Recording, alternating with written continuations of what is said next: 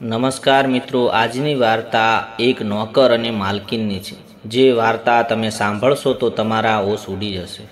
નોકર જોડે મારી માલિશ કરતો ને હું પૈસા આપતી તો કહેતો કે રહેવા દો માલકીન, હું સાંજે વસૂલ કરી લઈશ. હું સમજી શકતી ન હતી કે શું કહેવા માગે છે, પણ જેમ જેમ તે માલિશ કરતો તેમ તેમ મને મજા આવતી અને હું શાંતિથી ગાઢ નિંદ્રામાં પડી જતી. પણ એક રાતે મને ઊંઘ ન આવી તો મારા હોશ ઉડી ગયા, કારણ કે તે રાત્રે નોકર માલિશ કરતી વખતે મારી સાથે જે કરતો તે સાંભળી તમારા હોશ ઉડી જશે. હું ખૂબ જ સુંદર હતી, તેથી મારા લગ્ન કરી દીધા હતા. મારા સાસરિયાઓ ખૂબ જ અમીર હતા, તેથી મારા પતિએ મને મારી સેવા માટે ઘણી નોકરાણીઓ રાખી છે. પણ તેમનો એક નોકર ધીમે ધીમે મારી નજીક આવતો હતો. તે નોકરને મને ઘણું વર્ષોથી નોકરી કરું છું અને મારા સાસરિયાઓ મારી સાથે પરિવારના જેવો વર્તન કરી રહે છે. તે સારો હતો. મેં પણ તેને વિશેષ મહત્ત્વ આપવાનું શરૂ કર્યું. એક દિવસ તે મારા રૂમમાં આવ્યો ને હું હજુ પણ પથારીમાં ઊંધી પડી હતી. મારી સામે જોયું અને કહ્યું, સૂઈને થાકી ગયા હશો તો તમને વાંધો ન હોય તો હું તમારા પગ દબાવું. આ સાંભળી હું ચોંકી ગઈ. હું સુંદર અને યુવાન હતી, પણ મારા પતિ સિવાય મને ક્યારેય કોઈ પરપુરુષનો સ્પર્શ ન થયો હતો. ક્યારે કોઈ નોકર દ્વારા મારા પગ દબાવવામાં આવ્યા ન હતા. તેથી તે મને તરત જ જ્યાં ના પાડી અને કહ્યું, ના, મને પસંદ નથી કે કોઈ અજાણા મને સ્પર્શ કરે. આ સાંભળી તે શાંત થઈ ગયો અને મારા રૂમમાંથી બહાર નીકળી ગયો. પછી મને સમજાયું કે મેં તેને ખૂબ જ કડક જવાબ આપ્યો હતો. કદાચ તેણે પહેલાં પણ મારા સાસરિયામાં આ વાત તો કરી હશે, પણ મેં સ્પષ્ટ ના પાડી તેનું દિલ તોડી નાખ્યું. વાસ્તવમાં હું ખૂબ જ દિલની વ્યક્તિ હતી અને તેથી મને પાછળથી પસ્તાવો થવા લાગ્યો. હું તેના આ વિશે વિચારતી લાગી અને નોકર ખૂબ જ યુવાન અને સુંદર છે. મારે આનાથી પગ દબાવવા ન જોઈએ. કદાચ મારા પતિને આ ન ગમે. બીજા દિવસે પણ એવું જ થયું અને નોકરે મને ફરી એ જ વાત કહી. હું ખૂબ જ થાકી ગઈ હતી, તેથી તે મારા પલંગ પર બેસી અને નીચે ઉતર્યો અને મારા પગ દબાવવા લાગ્યો. આ સાંભળી તે ખૂબ જ ખુશ થઈ ગયો અને મારા પગ દબાવવા લાગ્યો અને તે મારા પગે એટલા ધીરે ધીરે દબાવી રહ્યો હતો કે તેથી મને ફરીથી ઊંઘ આવવા લાગી. આ જોઈને કહેવા લાગ્યો, માલકીન, તમે ઊંઘ આવતી હોય તો તમે પલંગ પર સૂઈ જાઓ. હું તમારા પગ દબાવતો રહીશ. અને હું પલંગ પર સૂઈ ગઈ. તે પલંગ પર મારા પગ પાસે આવ્યો અને તે દબાવવાનું શરૂ કર્યું. પછી હું હોશ ગુમાવી બેઠી. મને ખબર ન પડી કે હું કેટલા કલાક સુધી સૂઈ રહી. જ્યારે મેં મારી આંખ ખોલીને જોયું તો નોકર હજી પણ મારા પગ દબાવી રહ્યો હતો. આ જોઈ મને તેના ઉપર દયા આવી અને મેં મારો હાથ લાંબો કર્યો, મારા પર્સમાંથી કેટલીક નોટો કાઢી અને તેના હાથમાં મૂકી. આ જોઈ તે શરમાવા લાગ્યો. માલકીન, તમે મને પૈસા આપીને શર્મિંદા ના કરો. મારો પગાર સારો છે, મેં મારા પૈસાની જરૂર નથી.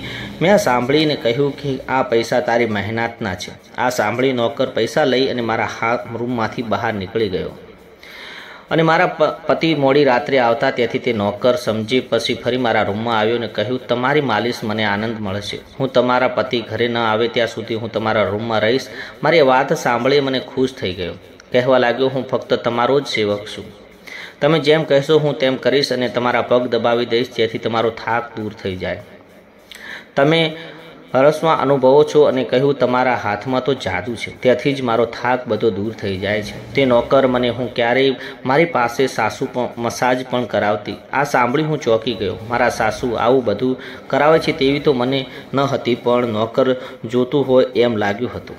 જ્યારે સાસરે આવી ત્યારે 1 મહિનો થવા આવ્યો હતો, એટલે મેં નોકરને પરખી લીધો હતો ને તેણે મને હંમેશા સત્ય કહ્યું. મારા ઘરમાં નોકરાણીઓ પણ કામ કરતી હતી, પણ જે જૂઠી અને બેઈમાન હતી. પણ આ નોકર ઘરનો જૂનો નોકર હતો, તે જ મને તેના પર વિશ્વાસ હતો. તે મારા રૂમમાં આવ્યો ત્યાં પણ તેની આંખો નીચી રાખતો. તે મારા શરીરને સ્પર્શ કરતો, પણ તેનો ઈરાદો ખરાબ ન હતો. હવે આવું રોજ રાત્રે થતું. એક દિવસ મેં મારા પતિને કહ્યું કે જ્યારથી અમારા લગ્ન થયા છે ત્યારથી અમે ક્યાંય બહાર નથી ગયા. આ સાંભળી મારા પતિએ કહ્યું કે જ્યારથી અમારા લગ્ન થયા છે ત્યારથી તમે પણ આખો દિવસ સૂતા રહો છો. હું રાતે ઘરે આવું ત્યારે પણ તું ગાઢ નિંદ્રામાં હોય છે. દિવસ દરમિયાન મારી પાસે સમય અને હું રાત્રિ ઘરે આવું તો પહેલાં જ તું સૂઈ જાય છું. આ સાંભળી હું મનમાં ને મનમાં વિચારવા લાગી, આ બધું નોકરના માલિશના કારણે થઈ રહ્યું છે. આ મારા પતિની ફરિયાદ હતી અને આ રોજ રાત્રે મારા પતિ માટે જાગવું જોઈતું હતું. તેથી મેં આજે નક્કી કર્યું કે રાત્રે જો નોકર મસાજ માટે પૂછે તો હું ના પાડીશ, જેથી હું સૂઈ ન શકું અને મારા પતિ ન આવે ત્યાં સુધી હું જાગતી રહીશ. સાંજ પડી ત્યારે મેં સ્નાન કર્યું અને સરસ તૈયાર થઈ અને હું દુલ્હન બની અને પલંગ પર બેઠી. જ્યારે નોકર મારા રૂમમાં આવ્યો ત્યારે તેણે મને મસાજ માટે કહ્યું, પણ મેં તેને સ્પષ્ટ ના પાડી દીધી. મારી વાત સાંભળી તે ઉદાસ થઈ અને પાછો ચાલ્યો ગયો. થોડી વાર પછી નોકર ફરી રૂમમાં આવ્યો અને તેના હાથમાં દૂધનો ગ્લાસ હતો. મેં કાઢું ન હતું, તેથી મેં તેને તરત જ દૂધ પીધું અને મારા પતિની રાહ જોવા લાગી. પણ મને ઊંઘ આવી ગઈ અને સવારે જ્યારે હું જાગી ત્યારે નોકર મારા રૂમમાં આવ્યો અને કહેવા લાગ્યો, માલકીન નાસ્તો લાવો. આ સાંભળી મેં મારા પલંગ તરફ જોયું. મેં ખાલી હું હતી, મારા પતિ તેના કામ પર ચાલ્યા ગયા હતા. આ જોઈ મેં નોકરને કહેવા લાગ્યો કે માલિકને જરૂરથી કામ હતું, તેથી તે નાસ્તો કર્યા પછી તે ચાલ્યા ગયા છે. એ સાંભળી મારો મૂડ બગડી ગયો હતો. હું આખી રાત તેની રાહ જોતી રહી હતી, પણ સવાર પડતા તે ચાલ્યા ગયા. નોકરે કહ્યું કે મારા માટે ચાલવાને તેની રૂમમાં બહાર નીકળી ગયો. પછી મેં મારા શરીર તરફ જોયું તો મને આઘાત લાગ્યો. રાત્રે તો હું દુલ્હનના કપડાં પહેર્યા હતા, પણ મને મારા શરીર પર બીજા કપડાં હતા. મારું માથું ભારે થવા લાગ્યું અને આગલી રાત્રે મારી સાથે શું થયું હતું અને મારા રૂમમાં કોણ હતું એ પણ મારી સામે શું કર્યું તે વિશે વિચારી મને ચક્કર આવી ગયા હતા. પણ મને કાંઈ યાદ આવ્યું નહીં. હું નર્વસ થવા લાગી અને મારું માથું પકડી રાખ્યું અને મારું આખું શરીર દુખતું હતું. ત્યાંથી જ્યારે નોકર ચા હાલવા આવ્યો ત્યારે મેં મારું શરીર દબાવવાનું કહ્યું. આ સાંભળી તે બેડ પર આવી અને મને દબાવવા લાગ્યો. તે દિવસ હું મોડા સુધી પથારીમાં પડી રહી અને તે દિવસે મારા પતિ અચાનક ઘરે આવ્યા. જ્યારે મેં તેમને જોયા ત્યારે હું તેમના પર વરસી પડી અને હું આખી રાત તમારા માટે જાગતી રહી, પણ તમે ના આવ્યા. આ સાંભળી મારા પતિ કહેવા લાગ્યા, પણ હું રાત્રે રૂમમાં આવ્યો ત્યારે તું ગાઢ નિંદ્રામાં હતું, એટલા માટે મેં તને જગાડી ન. આ સાંભળી મને આશ્ચર્ય થયું કે તું મારા કપડાં કોણે ઉતાર્યા અને હું સંપૂર્ણપણે ઊંઘું હોવા છતાં મારું શરીર કેમ દુખે છે. હું મૂંઝાઈ ગઈ. મારા પતિને કહેવા લાગ્યા કે ઓકે, મૂડ બગાડવાની જરૂર નથી. મારે આજે રાત્રે કોઈ કામ માટે બહાર જવાનું છે, તેથી મને મોડું થઈ શકે છે, પણ આપણે અત્યારે મારી પાસે 3 કલાક ફ્રી છે. જો તમે ઈચ્છો તો અમે અત્યારે ક્યાંક બહાર જઈએ છીએ. આ સાંભળી પછી મારો મૂડ ઘણો સુધરી ગયો અને હું રાતવાળી વાતને ભૂલી ગઈ અને ખુશ થઈ. લગ્ન પછી આ પહેલી વાર હતો હું મારા પતિ સાથે ક્યાંક બહાર જઈ રહી હતી. હું ઝડપથી તૈયાર થવા લાગી. જ્યારે મારા પતિ કારમાં બેઠા અને મારી રાહ જોતા હતા તે સમયે નોકર મારા રૂમમાં આવ્યો અને મને પૂછ્યું, માલકીન તમે ક્યાં જાઓ છો? આ સાંભળી મેં તેને કહ્યું કે હા, પણ તમે કેમ પૂછો છો? આ સાંભળી નોકર બોલવા લાગ્યો કે હું તમારો નોકર છું, પરંતુ હું તમને સવાલ આપી કે બહાર ન જવા દો, કારણ કે તમારું શરીર થાકી ગયેલું છે. આ સાંભળી અને મને ગુસ્સો આવ્યો અને મેં તેને કહ્યું કે તું મારો નોકર છે, પણ મારો પતિ બનવાનો પ્રયત્ન ન કર. આટલું કહી હું ચાલી ગઈ. ખબર નહીં શેના પર ગુસ્સો હતી અને નોકરને બહુ ઠપકો આપ્યો, પણ સમજી ગયો અને તે ફક્ત નોકર જ છે. તેથી જ્યારે હું ઘરે આવી ત્યારે તે મારા પાસે ન આવ્યો અને મારા પતિને મને ગેટ પર મૂકી દીધી અને પાછા બહાર ગયા અને હું અંદર આવી તો મારું આખું શરીર ખૂબ જ દુખતું હતું. કદાચ મારા શરીરને મસાજની આદત પડી ગઈ હતી. ત્યાંથી જ રાત પડતા હું મસાજ માટે તરફવા લાગી, પણ મેં તે નોકર પર ગુસ્સો કર્યો હતો, તેથી આજે તે મને માલિશ કરવા ન આવ્યો, પરંતુ મને તેની જરૂર હતી. તેથી મેં એક નોકરાણીને બોલાવી અને તેને નોકરને બોલાવવાનું કહ્યું. થોડી વાર પછી નોકર મારા રૂમમાં આવ્યો, મારા પલંગ પર બેઠો અને ચૂપચાપ પગ દબાવવા લાગ્યો. આ જોઈ મને શરમ આવી ગઈ અને મેં તેને ખૂબ જ ખરાબ રીતે ઠપકો આપ્યો હતો. તેની ચૂપ જોઈ હું કહેવા લાગી કે તમે સમય શું થયું હતું મને ખબર ન હતી. તેથી મેં તેને ઘણું બધું કહ્યું, પણ હું ઘણા દિવસો પછી મારા પતિ સાથે ક્યાંક બહાર જઈ રહી હતી, તેથી મને તમારું રોકાયું ગમ્યું નહીં. મને માફ કરજો. હું તેની માલકીન હતી અને તેને આ કામ માટે પૈસા પણ આપતી હતી, પણ મારા માનવતા હજી જીવિત હતી અને માલકીન હોવા છતાં મેં નોકર પાસે માફી માંગી, કારણ કે તે નોકર હોવા છતાં પણ માણસ હતો.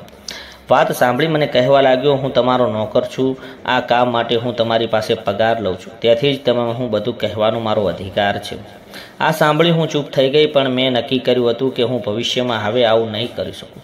મોડી રાત સુધી મને માલિશ કરતો રહીશ અને પછી હું સૂઈ ગઈ. નોકર મારા રૂમમાંથી બહાર નીકળી ગયો અને મારા પતિ ક્યારે પણ આવ્યા તે મને ખબર ન હતી. હું સવારે ઉઠી તો મારા પતિ બાથરૂમમાં હતા અને બહાર જવા માટે તૈયાર થઈ રહ્યા હતા. હું આશ્ચર્યથી તેની સામે જોવા લાગી. મને ખબર નથી કે આ દિવસોમાં મારી સાથે શું થઈ રહ્યું છે અને મારા પતિ ક્યારે મારા રૂમમાં આવ્યા તેની મને ખબર ના પડી. હું વિચારવા લાગી કે આ નોકર માલિશમાં તો કયું જાદુ છે. જ્યારે મારા પતિના આવવા પહેલાં જ મને તે માલિશ કરીને હું અચાનક ગાઢ નિદ્રામાં પડી જાઉં છું. હું સવારે જાગું ત્યારે મારા માથું ભારે હોય છે, કારણ કે હું ચાલી શકતી નથી. પરંતુ મેં મારા પતિને આ વાત ન કહી હતી, કારણ કે હું ઈચ્છતી ન હતી કે તે મને ખબર પડે અને એક પુરુષ નોકર પાસેથી મસાજ લીધી હતી. એક દિવસ મારા પતિ દિવસ દરમિયાન ઘરે રહી અને ઘરના બધા નોકર દ્વારા કરાવ્યા હતા. ત્યાંથી મારા રૂમમાં ન આવવા દીધા અને નોકર પણ ઘરમાં બધા જ કામ કરતો રહ્યો. મસાજના વિષયોનો કોઈને પણ ઉલ્લેખ ન કર્યો. હું પણ ઈચ્છતી હતી કે આ વિશે કોઈને કાંઈ ખબર ના પડે. આ સમય દરમિયાન જ્યારે મારા પતિ ઘરની બહાર ગયા ત્યારે મેં નોકરને રૂમમાં બોલાવ્યો. પરંતુ એક દિવસ મારા પતિ અચાનક ઘરે આવ્યા અને હું રૂમમાં હતી અને મને તેનો અવાજ આવ્યો. હું વિચારતી હતી કે પતિ આવે તે પહેલાં નોકરને જવા દો. પરંતુ આ નોકર ખૂબ જ સમજદાર હતો અને તે મારા પતિના આગમન પહેલાં જ બીજા કામમાં વ્યસ્ત થઈ ગયો અને મારા પતિને કાંઈ ખબર ન પડી. હું મસાજ ઘરની નોકરાણી પાસે કરાવી શકતી હોત, પણ એ નોકરના હાથમાં એવો શું જાદુ હતો કે હું રોજ મારા રૂમમાં બોલાવતી. પણ એક વાત હચી હતી, હું સવારે જાગું ત્યારે મારું માથું ભારે લાગતું હતું. હું થાક પણ અનુભવતી હતી. એક રાત્રે નોકર સાથે માલિશ કરાવી અને સારી રીતે સૂઈ ગઈ. જ્યારે મારી આંખ ખોલી ત્યારે મારા કપડાં પણ બદલાઈ જતા હતા. આ શું હતું? મારી સાથે આવું કોણ કરી રહ્યું હતું? મારા પતિ મારી સાથે આવું કરી રહ્યા હતા. હું આ જ વિચારતી હતી અને અરીસા સામે ગઈ અને જોયું તો મારા આખા શરીર પર લાલ નિશાન હતા. આ કેવા પ્રકારના નિશાન હતા? હું મારા શરીરને કસવા લાગી અને હું તેને નિશાનને ભૂસી નાખવા માંગતી હતી, પરંતુ તે ના થયું. બીજા દિવસે મારા શરીર પર જોયું તો તે નિશાન અદૃશ્ય થવાને બદલે ફેલાઈ રહ્યા હતા. હું ડરી ગઈ. ત્યારે તે નોકરને મારા રૂમમાં આવ્યો અને માલિશ કરવાનું કહ્યું. મેં તેને નિશાન છુપાવવા માંગતી હતી, તેથી તેણે કહ્યું, આજે મારા પગ દબાવ. પણ તેણે કશું પૂછ્યું નહીં અને અંદરથી ડરી ગઈ હતી. જો મારા પતિ આ નિશાન જોશે તો શું થશે? શું જવાબ આપીશ? વિચારીને હું થાકી ગઈ હતી. તેથી મેં મારા પગ ઓશિકા પર મૂક્યા અને મને માલિશ કરવાનું શરૂ કર્યું. મારી આંખો બંધ થવા લાગી. પછી નોકરે મને એવી વાત કહી જે સાંભળી હું ચોંકી ગઈ. તેણે મને કહ્યું, માલકીન, હું તમને ખૂબ જ પસંદ કરું છું. મારી આંખોમાં ઊંઘ હતી, તેથી હું સમજી શકી નહીં અને પછી હું ગાઢ નિદ્રામાં સરી પડી. સવારે જ્યારે મેં આંખ ખોલી તો મારા પતિ પણ પથારીમાં સૂતા હતા. મારું માથું ભારે થઈ રહ્યું હતું, પરંતુ આમ હોવા છતાં હું મારા પતિની નજીક ગઈ અને મેં નરમાશથી તેમને નિશાન વિશે કહ્યું. મને લાગ્યું કે આ નિશાન વધે છે તો ચાલશે. હું મારા વાત કરી અને હું આ સાંભળી મારા પતિ મારા શરીરથી કપડાં કાઢી નાખ્યા અને તે મારાથી દૂર થઈ ગયા અને કહેવા લાગ્યા, તે મને દગો આપ્યો છે. તું મારી સાથે બેવફાઈ કરી રહી છે, તેના માટે તને સજા પણ મળશે. આ કોઈ રોગ નથી, પણ તારું પાપ છે. મારામાં શું ખૂટતું હતું જેના માટે તે કોઈ બીજા સાથે સંબંધ કર્યો? હું કામમાં વ્યસ્ત હતો અને મળ્યો ન હતો જે આવું કર્યું. આ સાંભળી સ્પષ્ટ થઈ ગઈ. મેં તેને કહ્યું કે તમે કેવા પ્રકારની વાત કરો છો? હું નિર્દોષ છું. પણ મારા પતિએ કહ્યું કે તું ગુનેગાર છે. તેથી મારા ઘરની બહાર નીકળી જા અને હું તને છૂટાછેડાના કાગળ મોકલીશ. તેણે મને ધક્કો મારી બહાર કાઢી અને હું રડતી રડતી મારા માતા પિતાના ઘરે આવી અને તેમને માટે નિર્દોષતાની ખાતરી આપે તે મારા વિશ્વાસ કર્યો. તેણે કહ્યું કે મારા પતિ સાથે વાત કરી, પરંતુ તેમ છતાં પહેલાં છૂટાછેડાના કાગળો આવ્યા. મારી સુંદર હસતી દુનિયા બરબાદ થઈ ગઈ. માટે કોણ જવાબદાર હતું? હું દિવસો સુધી રડતી રહી. જે પથારી પકડી લીધી અને એવું લાગવા માંડ્યું કે હું મરી જઈશ. એક દિવસ મારી માતા મારા રૂમમાં આવીને કહ્યું કે તને કોઈ મળવા આવ્યું છે. કદાચ મારા પતિ આવ્યા હશે. મેં વિચારી હું ભાગી. તેનાથી નિર્દોષતાથી અહેસાસ થયો હશે. પરંતુ મારા પતિ ત્યાં ન હતા. તે ઘરમાં કામ કરતો નોકર જ હતો. નોકર ત્યાં હતો. મેં તેને આવવાનું કારણ પૂછ્યું તો તે કહેવા લાગ્યો કે હું તમારા તે નિશાન વિશે જાણું છું. હું આ સાંભળી અને ચોંકી ગઈ. અને આ નિશાન શા માટે હતા? આ સાંભળી હું ઊભી થઈ અને એક જ ઝાટકે તેના શર્ટના બટાન ખોલી નાખ્યા. અને હવે મને સમજાયું તે મારા પતિ મારા પર આવી ગંદકી વ્યક્તિ હોવાનો આરોપ માટે મૂક્યા હતા. મને મસાજના નામે મારી સાથે શું કર્યું હતું? નોકર મારા બંને હાથ પકડી લીધા અને કહેવા લાગ્યા કે મારું નામ વિક્રમ છે અને હું તારી સાથે યુનિવર્સિટીમાં ભણતો હતો. પણ હું તારા પ્રેમમાં પડી ગયો અને હું પણ ડૉક્ટર બનવા માગતો હતો. અને મેં વિચાર્યું કે ડૉક્ટર બનીશ ત્યારે તમારા પિતા પાસે હું તમારો હાથ માંગીશ. એટલા માટે મેં ડરી અને તમારો સંબંધ મોકલ્યો હતો. પણ તારા પિતાએ ના પાડીને કહ્યું કે તેની દીકરી ડૉક્ટર બનશે ત્યારે તેના લગ્ન કરશે. તેથી મેં રાહત અનુભવી અને ભણવાનું શરૂ કર્યું. પણ મારે એક અઠવાડિયાના કઝિન્સના લગ્ન માટે શહેરની બહાર જવાનું હતું. તેથી હું ચાલ્યો ગયો. પણ જ્યારે હું પાછો આવ્યો ત્યારે મારો પ્રેમ બીજી દુલ્હન બની ગઈ હતી. તારા પ્રેમના કારણે હું મારા જ ઘરનો નોકર બની અને તેથી હું મસાજ કરવાના બહાને તારા ઘરમાં આવતો અને તો રાત્રે તારા દૂધમાં ઊંઘની ગોળી ફેરવતો હતો, જેથી તું સૂતી અને તારા પતિ તારી નજીક ન આવી શકે, કારણ કે તું મારી છે આ સાંભળ્યું સ્પષ્ટ થઈ ગઈ. શું તમે ક્યારેય મારી સાથે કંઈ ખોટું કર્યું છે? આ સાંભળી તે મારો હાથ તેના હાથમાં રાખ્યો અને કહ્યું કે હું તમને પ્રેમ કરતો હતો, તેથી તારી પરવાનગી વિના તારી સાથે કાંઈ કરવા માંગતો ન હતો. આ સાંભળી મેં નિશાન તરફ ઇશારો કર્યો જે આ શરીરમાં હતા. આ સાંભળી અને તે હસ્યો અને કહ્યું કે હું ડૉક્ટર છું. મિત્રો, આજની વાર્તા આપણે અહીં પૂરી કરીશું અને હવે આપણે મળીશું એક નવી